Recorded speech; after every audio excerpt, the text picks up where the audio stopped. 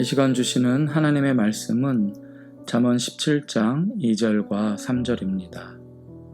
슬기로운 종은 부끄러운 짓을 하는 주인의 아들을 다스리겠고 또 형제들 중에서 유업을 나누어 얻으리라. 도가니는 은을, 풀무는 금을 연단하거니와 여호와는 마음을 연단하시느니라. 아멘. 옛 어른들의 말씀 중에 이런 말씀이 있습니다. 약관에 과거 급제하고 배가 망신 안 하는 집이 없다. 약관이라는 말은 갓을 쓰기 시작하는 나이로 20살 이전을 말합니다. 이렇게 어린 나이인데 능력이 출중하고 또 눈에 띄어서 세상에서 알아주고 성공하는 것이죠. 그런데 이렇게 성공하는 케이스는 반짝하고 사라지는 경우들이 많습니다. 일찍 성공한 사람치고 끝까지 유지하는 사람이 많지 않습니다. 그렇기 때문에 일찍 성공하는 것보다는 늦더라도 차근차근 성공하는 것이 낫습니다. 저도 이제는 나이가 지긋합니다. 그런데도 아직 사람들에게 뚜렷한 인상을 남기지 못하고 넓고 깊은 영향을 끼치지 못하고 있습니다. 안타까운 일이지만 너무 절망하지는 않기로 했습니다. 인생의 마지막에 지나온 삶을 되돌아보면서 정말 부끄러울 것이 있다면 그것은 성공하지 못했다는 사실이 아니라 한 걸음 한 걸음을 바르게 딛지 못했다는 사실일 것입니다. 그러므로 오늘 걷는 한 걸음에만 집중하기로 했습니다. 여기서 끝이다. 더 이상 어찌할 수 없다. 그렇게 생각하면은요, 영혼도 마음도 경직되고 몸도 경직되고 저는 더 이상 나아갈 수 없습니다. 나이가 있음에도 주목받지 못하는 삶은 부끄러운 삶이기는 하지만 너무 신경 쓰지 않기로 했습니다. 그리고 전에는 봄에 꽃망울을 터뜨리는 봄꽃을 좋아했지만 이제는 늦은 가을에 진한 향기를 날리는 국화꽃을 좋아하기로 했습니다. 좀 더 지나면 모든 꽃이 떨어진 겨울에 정열적으로 피는 동백을 좋아할 것 같습니다.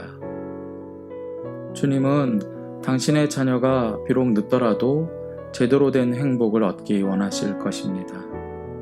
인생의 마지막으로 갈수록 세상의 즐거움은 내려놓고 하늘의 기쁨을 얻는 자녀가 되기 원하실 것입니다. 그러므로 아직 이렇다 내세울 만한 삶을 살지 못하더라도 초조할 필요가 없습니다. 늦더라도 바르게만 간다면 언제나 오늘보다 내일은 더 나을 것이기 때문이죠. 늦더라도 매일 바른 길을 걸어간다면 매일매일이 인생 최고의 날일 것입니다. 오늘 본문에는 인생의 시작이 매우 난처했던 한 사람의 일대기가 한 줄로 표현되어 있습니다. 슬기로운 종은 부끄러운 짓을 하는 주인의 아들을 다스리겠고 또 형제들 중에서 유업을 나누어 얻으리라. 이 사람은 종으로 태어났습니다.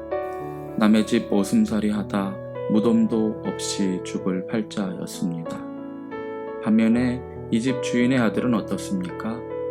태어날 때부터 종을 부리는 팔자였습니다. 그런데 반전이 일어납니다. 종으로 태어난 이 사람은 그의 슬기와 성실함, 정직성과 충성심을 발휘하여 주인이 맡겨주신 일들을 제대로 해냅니다. 그리고 점점 이러한 그의 장점이 부각되어 종의 굴레를 벗어나게 됩니다. 나중에는 부끄러운 짓을 하는 주인의 아들을 다스리는 일까지 맡게 됩니다. 그리고 결국에는 주인의 자녀들과 함께 유업을 나눠받게 되었습니다.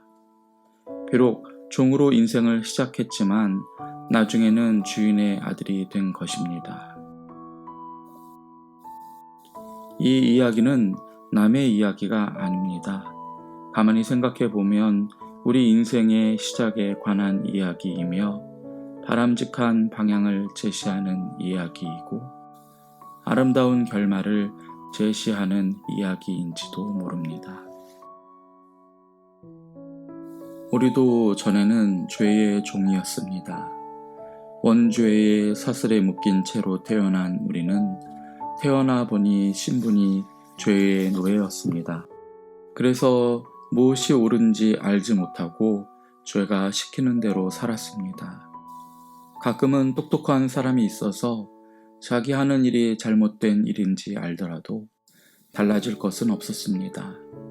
죄의 노예라는 신분에서 벗어나지 못했기에 지구인이 중력을 벗어나지 못하는 것처럼 죄가 시키는 대로 살 뿐이었습니다.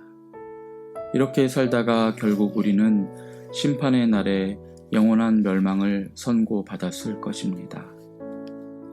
하지만 인생의 어느 순간 특별한 선택을 받은 우리는 죄를 이기신 예수 그리스도를 알게 됩니다.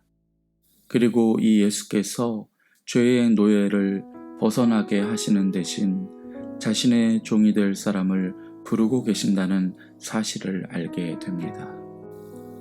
그래서 우리는 예수 그리스도를 구세주로 받아들이게 됩니다. 죄의 종으로 살다가 이제는 주님의 종이 됩니다. 뿐만 아니라 하나님의 백성이요 하나님의 자녀가 됩니다. 생각할수록 판타지 같은, 그러나 판타지가 아닌 실제로 일어난 너무나 좋은 이야기입니다. 하지만 살아보니 어떻습니까? 인생은 마냥 호락호락하지는 않았습니다. 갑자기 하나님의 자녀라는 신분은 얻었지만 허울 좋은 껍데기일 때가 얼마나 많은지 모릅니다. 전에 죄의 종으로 있을 때 가졌던 옛 습성이 나오기 때문입니다. 하나님의 자녀라는 것은 옛 습성이 자연히 사라지는 마법의 이름이 아니었습니다. 여전히 우리에게는 음란과 시기심이 가득하고 미움과 질투가 가득합니다. 미신과 편견이 계속해서 우리를 괴롭힙니다. 이러한 악의 잔재들이 문득문득 고개를 들고서 나 여기 있소 합니다. 다니엘 데포의 로빈슨 크루소를 보면 식인종이었던 한 소년의 이야기가 나옵니다. 로빈슨에게서 고출된 이 소년은 식인종이었던 과거를 정산하고 로빈슨을 통해 성경을 배우고 예절을 갖추게 됩니다. 어느 날 그 섬에 식인종이 상륙하여 포로들을 살육하고 잡아먹었습니다. 시체를 치우던 과거의 이 청년은 남은 살점들을 묻으며 매우 아까워하면서 입맛을 다십니다. 이에 로빈슨 크루소는 경악합니다. 완전히 새 사람이 된 줄 알았는데 여전히 식인종의 욕구가 남아 있었던 것입니다. 저 또한 그렇습니다. 주님의 종으로 살고 하나님의 자녀임네 하지만 얼마나 자주 죄의 노예로 있을 때 즐기던 애굽의 부추와 고기가마를 그리워하는지 모릅니다. 주님이 이런 모습을 보실 때 얼마나 경악하실까요? 그러므로 중요한 것은 시작이 아니라 끝입니다. 우리는 참 좋은 주인을 만났습니다. 옛 주인이었던 사탄은 나를 음란과 시기심, 미신과 편견으로 이끌었습니다. 그런데 새 주인이신 예수 그리스도는 우리를 진리로 사랑으로 인도하십니다. 오래 참음과 용서로 보듬어 주십니다.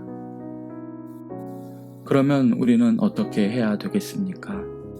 비록 종으로 인생을 시작했지만 나중에는 주인의 자녀가 된 오늘 본문의 사람처럼 살아야 하지 않겠습니까? 주인의 아들이라고 다 된 것이 아닙니다. 본문을 보십시오. 주인의 아들은 부끄러운 인생을 살았습니다. 나중에는 종에서 출발한 사람에게 다스림을 받아야 하는 처지가 되었습니다. 그렇게 일찍 성공하고 반짝 드러났다가 사라지는 삶보다는 주인을 위해서 충성을 다하는 삶을 살고 나중에는 상속받는 자녀가 되는 것이 얼마나 좋습니까? 하지만 이 좋은 인생을 살려면 반드시 겪어야 할 것이 있습니다. 그것은 풀무불과 같은 고난입니다. 우리는 주인의 피를 물려받은 아들이 아닙니다. 그럼에도 주인의 상속자가 되려고 하는 중이지요. 만약 여러분이 주인이시라면 어떻게 하겠습니까? 지금 종을 아들로 삼으려고 하는 중입니다. 하지만 종을 아들로 삼기 위해서 피땀 흘려 모은 재산을 쉽게 내주겠습니까?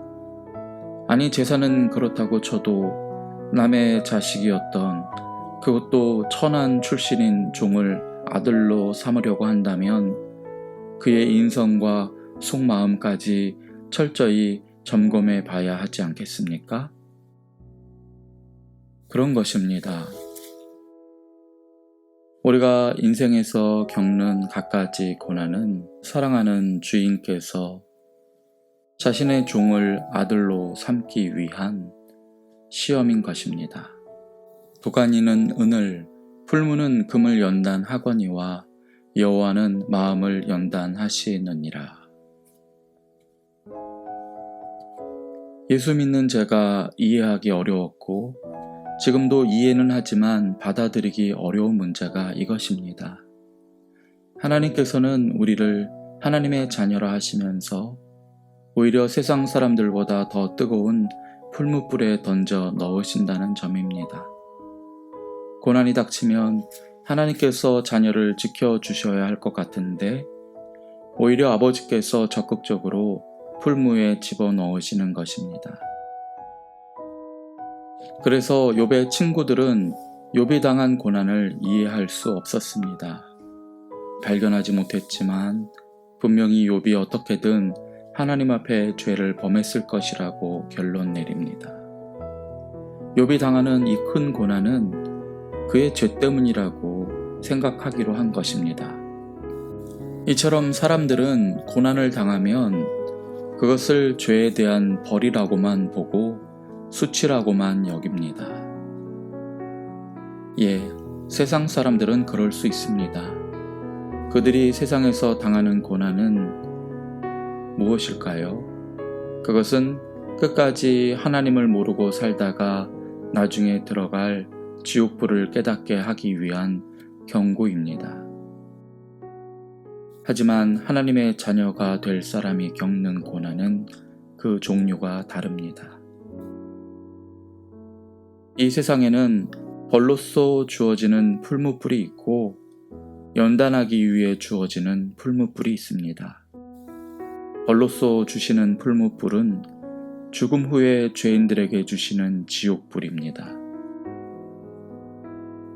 연단으로서 주시는 풀무불은 죽기 전에 의인들에게 주어집니다. 하나님이 사랑하시기에 성도는 고난을 당합니다. 도가니가 은을, 풀무가 금을 연단하는 것처럼 여호와는 하나님의 자녀를 연단하시고 필경에는 그의 자녀로 만드십니다. 그래서 본문에 나오는 연단이라는 말은 원어로 바한인데요. 그 뜻이 바로 검사하다, 조사하다입니다. 풀무불 고난은 하나님이 우리의 믿음을 검사하는 리트머스 종이라는 것입니다. 저는 천국에 들어갈 자격이 있을까요? 글쎄요, 그것은 제가 정하는 것이 아닙니다. 제가 거기에 아멘 한다고 천국에 갈 수 있는 것이 아니죠. 우리는 예수 그리스도를 주님이라고 부른다는 그 사실만으로 천국에 갈 수 있다는 환상을 버려야 합니다.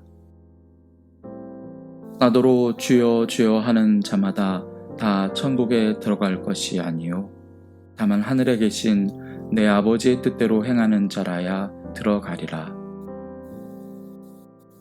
그렇습니다. 주여 주여 하는 자마다 천국에 들어갈 수 없기에 풀무불과 같은 연단이 필요한 것입니다. 고난 가운데 우리의 믿음은 검사를 받아야 합니다.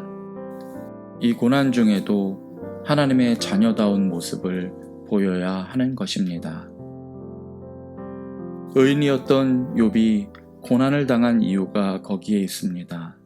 그의 믿음은 하나님의 무제한적 축복에서 나온 담례성 거칠애인지 모릅니다. 그가 진짜 하나님을 사랑하는 믿음이 있는지 알 길이 없었습니다. 그러던 중에 욥은 고난을 경험합니다. 연단을 당하는 중에 욥이 보여준 모습을 보십시오. 그는 비록 하나님을 원망한 적도 있지만 적어도 하나님의 자녀라는 것은 누구나 의심할 수 없는 모습을 보여주었습니다. 뿐만 아니라 욥은 이 뜨거운 고난 가운데 하나님이 어떤 분이신지를 깨닫게 됩니다. 그토록 지키려고 했고 잃어버릴까 염려했던 자식도 재물도 건강도 잃고 난 뒤에 욥은 선명하게 하나님만을 볼 수 있게 된 것입니다. 이처럼 우리가 당하는 풀무불과 같은 고난은 믿음을 시험할 뿐만 아니라 붙들고 있었던 세상의 불순물들을 다 태워버리는 역할도 합니다. 고난 속에서 비로소 우리의 믿음은 순금처럼 되는 것입니다. 그래서 욥은 다음과 같이 고백하지요. 그러나 내가 가는 길을 그가 아시나니 그가 나를 단련하신 후에는 내가 순금같이 되어 나오리라. 믿음의 길은 쉽지 않습니다. 때로는 믿음의 걸음이 힘들어서 오늘은 앉고 싶고 쉬고 싶고 눕고 싶습니다. 그래도 잠깐 앉았다가 다시 걸어가 보는 것이 믿음의 길입니다. 종에서 벗어나 자유인으로 사는 길이 쉽지 않습니다. 어리석은 자가 지혜로운 자의 삶을 사는 일이 거의 불가능해 보입니다. 그래도 이 길의 끝에 기다리실 주님이 계실 것이기에 우리는 이 믿음의 길을 포기할 수 없습니다. 때로는 풀무불 속에 던져져서 견디기 힘든 고난을 당할 수도 있습니다. 하지만 그럴 때는 풀무불 고난 가운데 주님도 함께 동행하여 주실 것입니다. 어찌됐든 우리는 주님의 자녀가 되어야 합니다. 아무리 힘들어도 포기해서는 안 됩니다. 걸어가고 또 다시 걸어가는 이 길이 주님이 원하시는 믿음의 길입니다. 이 믿음으로 한 걸음씩 날마다 전진하는 저와 여러분이 되시기를 바랍니다. 주님, 죄의 종이 주의 자녀를 꿈꿉니다. 이 불가능한 일을 가능케 하실 분은 제가 아니라 주님이십니다. 주님을 의지하고 오늘도 힘들지만 믿음의 길을 걷기 원합니다. 때로는 불같은 시험도 겪어야 하겠지만 오히려 그때는 주님이 불 속에서 함께 하시리라 믿습니다. 우리의 믿음을 정금되게 하시고 주님의 자녀가 되는 시험에 합격하게 하옵소서. 모든 시험을 이기신 예수님 이름으로 기도드립니다. 아멘.